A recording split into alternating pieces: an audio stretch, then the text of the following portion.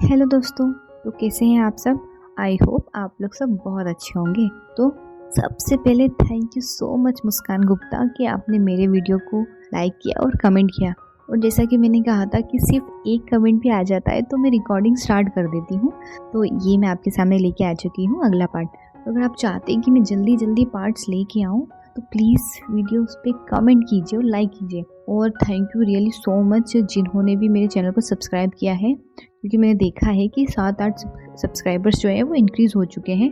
तो मुझे इतनी खुशी हुई ना कि मैं बता नहीं सकती। मतलब लोगों के मिलियंस में सब्सक्राइबर्स होते हैं और मैं सिर्फ 26 सब्सक्राइबर्स पे बहुत खुश हो रही हूँ। बट जो नए नए जो यूट्यूबर्स होते हैं ना वो इतने से में खुश हो जाते हैं और मुझे बहुत अच्छा लगा। Thank you so much. तो अब स्टार्ट करते हैं। तो अब तक के पार्ट में हमने देख लिया था कि विंग किसी स्ट्रेंजर के साथ अपनी नाइट को स्पेंड करता है और उसे अगले दिन उसी का कॉल आता है और वो उसे मिलने के लिए बोलता है। और वो स्ट्रेंजर और कोई नहीं, हमारा वांगजी होता है। और जो वांगजी होता है वो बहुत बड़ा माफिया लीडर होता है और वो माफिया की फील्ड में कैसे आया हुआ था ये भी हमने देख लिया था। तो अब इसके आगे विंग होता है वो जो अपने पेरेंट्स को बोल देता है कि मैं नी हुसैन के साथ आज रात को पार्टी में जाने वाला हूँ। तो उसके जो पेरेंट्स होते हैं वो भी इतना नहीं सोचते, क्योंकि हमेशा ही नी हुसैन और विंग हमेशा पार्टी करते ही रहते थे, तो वो लोग भी इतना कंसर्न नहीं होते हैं। अब जो विंग होता है वो रेडी होके जाने लगता है। तो वो कार में ही होता है और उसके पास नी हुसैन का कॉल आता है। तो नी हुसैन कंसर्न होके बोलता है कि तुम अभी तक कहाँ हो विंग, पार्टी भी स्टार्ट होने वाली हो, तुम अभी तक नहीं आए। तो जो विंग होता है वो नर्वसली उससे झूठ बोलता है कि मुझे कुछ काम आ गया है तो मैं अभी नहीं आ पाऊंगा, आज रात की पार्टी में नहीं आ पाऊंगा। तो जो नी हुसैन होता है वो काफ़ी सरप्राइज हो जाता है और वो बोलता है कि व्हाट, तुमने प्रॉमिस किया था और तुम कभी मतलब इस पार्टी को छोड़ते नहीं हो, क्या हो चुका है। तो विंग बोलता है कि नहीं नहीं ऐसा कुछ नहीं, मेरा कुछ और प्लान आ गया है और मैं अभी नहीं आ सकता, आई एम रियली सॉरी नी हुसैन। तो नी हुसैन होता है वो बहुत वरी हो जाता है, क्योंकि उसे सुबह से ही विंग थोड़ा अजीब लग रहा होता है। तो वो उससे पूछता है कि सच में कुछ भी नहीं है, अगर कुछ भी ऐसा हो तो तुम मुझे बता सकते हो, तुम काफ़ी स्ट्रेंज साउंड कर रहे हो। तो जो विंग होता है वो फटाफट बोलता है कि अरे नहीं नहीं ऐसा कुछ भी नहीं है, मैं बिल्कुल अच्छा हूँ और लास्ट मिनट में जो प्लान था वो एकदम चेंज हो चुका है। तो हम लोग कभी नेक्स्ट टाइम पार्टी करेंगे और मैं तुमसे बाद में मिलता हूँ। तो जो नी हुसैन होता है वो काफ़ी डिसअपॉइंटेड हो जाता है और वो विंग से बोलता है कि चलो ठीक है, तुम्हें मुझे पहले बता लेना चाहिए था, तो मैं अपने प्लान को कुछ और चेंज कर लेता, बट ठीक है तुम भी इंजॉय करो। और वैसे ही फ़ोन कट कर देता है। जो वेनिंग होता है वो सब कुछ सुन रहा होता है, क्योंकि नी हुसैन ने फ़ोन को स्पीकर पे रखा होता है। तो जो वेनिंग होता है वो काफ़ी ज़्यादा हर्ट हो जाता है। तो नी हुसैन से पूछता है कि तुम ठीक तो हो ना, और तुम थोड़े अपसेट दिख रहे हो।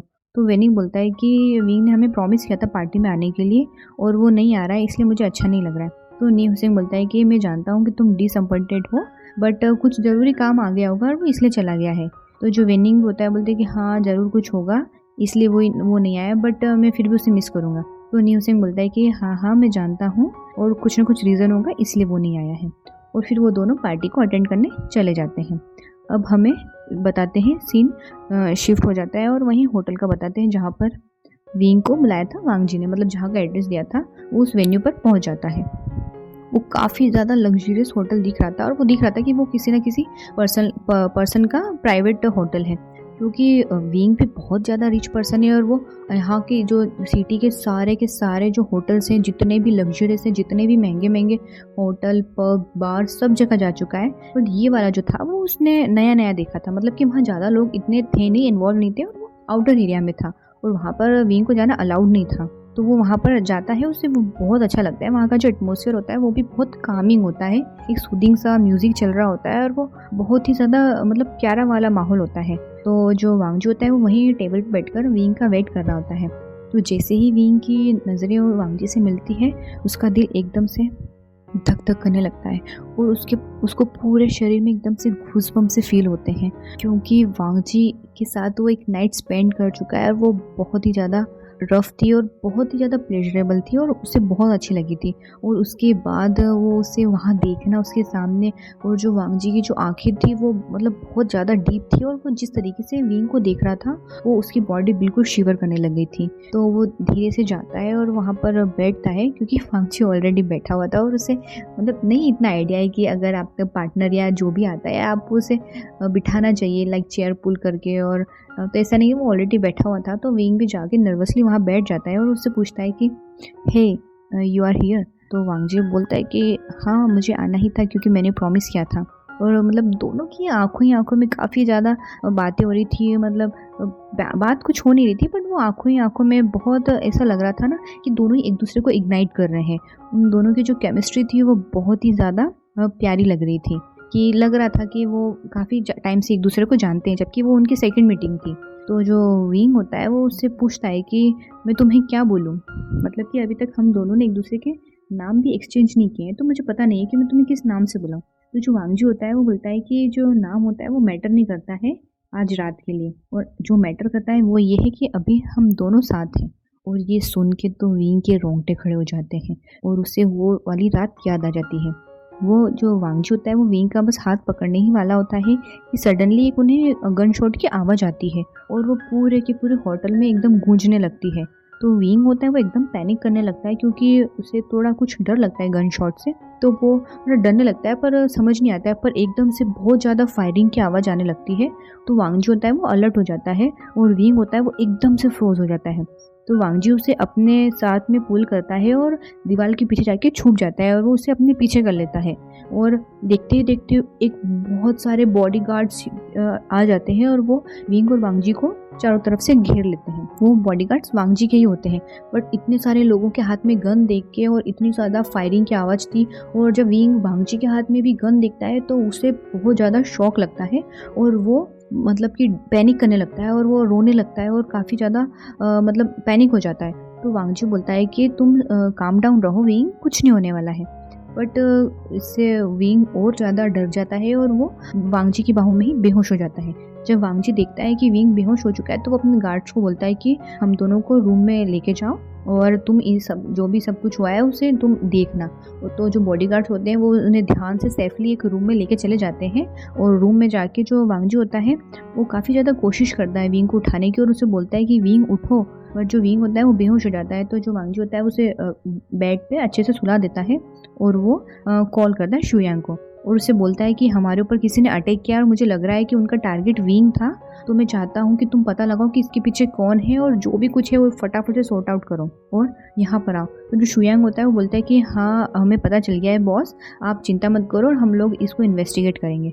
तो वांगजी फ़ोन रख देता है और वो अपना फोकस पूरा का पूरा विंग पे लगा देता है। तो जो विंग होता है वो बहुत ज़्यादा डरा हुआ लग रहा था, मतलब नींद सोया हुआ था, बेहोश था, बट फिर भी वो डरा हुआ लग रहा था, उसके फेस एकदम पेल था। तो ये देख के वांगजी को थोड़ा बुरा लगता है और मतलब कि वो ऐसा लेटा हुआ ही रहता है और वांगजी उसके पास जाके बैठता है, उसके हाथ को पकड़ता है। वो काफ़ी ज़्यादा उसको देख के डरता है, उसको एक गुस्सा भी आता है कि ऐसे किसी ने अटैक कर दिया। तो मतलब मिक्स इमोशन चल रही होती है उसके माइंड में।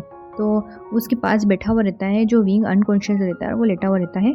और कुछ देर के बाद डॉक्टर आते हैं और वो उसे चेक करते हैं और बोलते हैं कि नहीं ये ट्रॉमेटाइज हो चुका है, तो इससे कोई डरने की बात नहीं है और आप बस इसका ध्यान रखो और इससे फिर से कुछ ऐसा ट्रॉमा ना मिले, मतलब इस बात का ध्यान रखना। तो वांगजी भी बोलता है ठीक है और फिर डॉक्टर चला जाता है और काफ़ी देर हो जाती है, विंग सोया हुआ ही रहता है और फिर काफ़ी 4-5 घंटे बीत जाते हैं। उसके बाद से जो विंग होता है उसकी अचानक से आँख खुलती है, वो धीरे धीरे देखने की कोशिश करता है कि उसके आसपास क्या है और उसे सब कुछ अलग अलग दिखता है। उसे लग रहा था कि वो अपने रूम में होगा, बट वो उसे सब कुछ अलग अलग दिखता है और उसे फिर एकदम से वो गन शॉट की बात याद आ जाती है और वो एकदम से पैनिक हो जाता है और बोलता है कि मैं कहाँ हूँ, ये मेरे साथ क्या हुआ है, ये सब क्या हो रहा है। तो जो वांगजी होता है वो जो बहुत ज़्यादा वरीड हो जाता है और वो विंग के पास जाता है और उसे पकड़ के बोलता है कि तुम सेफ हो, डोंट वरी, तुम ज़्यादा चिंता मत करो। तो जो विंग होता है वो वांगजी को टच से और ज़्यादा डर जाता है। तो वो क्या करता है कि विंग को मतलब वांगजी को धक्का दे देता है और बोलता है कि तुम कौन हो, मैं कहाँ हूँ और वो लोग हम पे क्यों फायर कर रहे थे और मैंने तो कुछ भी नहीं किया है, पर वो हम लोगों पे गन शूट क्यों कर रहे थे, तुम कौन हो, तुम्हारे पीछे क्यों पड़े हुए सब, क्योंकि मैंने तो कुछ भी नहीं किया है। तो जो वांगजी होता है वो उसे कामली बोलता है कि तुम पहले थोड़ा सा पानी पियो, तुम्हें अच्छा लगेगा। तो जो विंग होता है वो पानी पी लेता है, बट फिर भी वो डरा हुआ ही रहता है और वांगजी को बोलता है कि मेरे पास मत आना, तुम मुझसे दूर ही रहना। पानी पीने के बाद उसे समझ नहीं आता और वो बोलता है कि मुझे तो अपने पेरेंट्स के पास जाना है और तुम कौन हो, मुझे तुमसे कुछ भी नहीं मिलना, तुम मुझे कुछ भी नहीं रखना और मैं बस यहाँ से जाना चाहता हूँ। और वो लगातार रोता ही रहता है। तो जो वांगजी होता है कि विंग लिसन टू मी, मैं यहाँ तुम्हें प्रोटेक्ट कर रहा हूँ और तुम डरो मत, कुछ नहीं होगा तुम्हें और तुम इस रूम को छोड़ नहीं सकते क्योंकि अभी बाहर तुम्हारे लिए सेफ नहीं है। तो जो विंग होता है उसकी आवाज़ थोड़ी कँपाने लगती है और वो फिर से बहुत ज़ोर से रोने लग जाता है और जो वांगजी होता है वो भी उसे छोड़ देता है क्योंकि वो उसे विंग को थोड़ा और ज़्यादा डराना नहीं चाहता था। और जो विंग होता है वो मतलब कि बहुत ज़्यादा पैनिक हो जाता है और वो इधर-उधर सामान फेंकने लग जाता है। और वांग जी को भी मतलब ऑलरेडी उसके शोल्डर में गन की फायर हो चुका था, तो उसे गन शॉट लगा हुआ था उसके शोल्डर में और डॉक्टर ने उसे ट्रीट कर दिया था। तो उसके बाद भी जो विंग होता है वो काफ़ी ज़्यादा सामान फेंकने लगता है, तो वांग जी को थोड़ा लग जाता है। तो वो एकदम से थोड़ा-सा गुस्सा होते हुए बोलता है कि विंग, मैं एक माफिया लीडर हूँ और मैं तुम्हें अलाउ नहीं करूँगा कि कोई तुम्हें हार्म करे, क्योंकि तुम मेरे हो और अगर इस रूम से तुमने बाहर एक भी कदम रखा तो मुझसे बुरा कोई नहीं होगा, क्योंकि ऑलरेडी हम लोग डेंजर में हैं और स्पेशली तुम, और मैं तुम्हें किसी भी कीमत पर बचाना चाहता हूँ। तुम समझ क्यों नहीं रहे हो कि जो सिचुएशन है वो बहुत ज़्यादा सीरियस है। तो विंग होता है वो रोने लगता है, वो सामान को वहीं रख देता है और बहुत ज़्यादा डर जाता है और अपने आप को मतलब हग कर लेता है। वो इस पोजीशन में बैठ जाता है कि उसके जो नीज़ होते हैं वो उसके फेस में छुपे होते हैं, मतलब कि उसका फेस उसकी नीज़ में छुपा होता है और वो रोने लगता है। तो जो वांग जी होता है वो जेंटली उसके पास जाता है और बोलता है कि I am really really sorry wing, मैं तुम्हें डराना नहीं चाहता था, बट प्लीज़ तुम काम डाउन रहो और मैं तुम्हारी बहुत ज़्यादा सेफ्टी का ध्यान रखूँगा और तुम मेरे साथ सेफ़ हो। अगर तुम बाहर निकले तो हमारे लिए खतरा हो सकता है और मैं तुम्हें खतरे में नहीं देख सकता, पर तुम यहाँ मेरे साथ हो तो तुम बिल्कुल सेफ़ हो। जो विंग होता है वो मतलब शीशियाँ लेने लगता है और वो जो वांग जी की एम्बुलेंस में आ जाता है और फिर वो थोड़ी देर ऐसे ही रहता है और विंग को वहीं नींद आ जाती है। जो वांग जी होता है वो भी उसे अपनी बाहों में लेकर सो जाता है। विंग को भी थोड़ी देर बाद काफ़ी ज़्यादा वार्म फील होता है और वो भी वांग जी के इसी एम्बुलेंस में सो जाता है, मतलब कि सोया हुआ ही रहता है और वांग जी को भी थोड़ी देर बाद नींद आ जाती है। तो कैसा लगा आपको ये पार्ट? अगर अच्छा लगा हो तो प्लीज़ प्लीज़ प्लीज़ मेरे वीडियो को लाइक कमेंट एंड शेयर करना, और अगर आप चाहते हो कि मैं जल्दी जल्दी वीडियोस लेके आऊँ तो प्लीज़ एक कमेंट ही कर दो यार, मेरे लिए एक कमेंट भी बहुत होता है।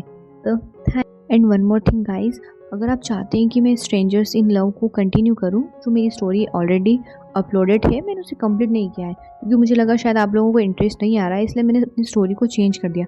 पर अगर आप चाहते हैं कि मैं उसे कंटिन्यू करूं तो प्लीज़ वो भी मुझे कमेंट करके बता देना, तो मैं उसे भी कंटिन्यू कर दूँगी। और जो भी आपकी राय हो या आप जो भी कुछ चाहते हैं कि आप स्टोरी ऐसी लेके आओ, जो भी आप चाहते हैं तो प्लीज़ आप मुझे वो कमेंट करके बता देना। Thank you.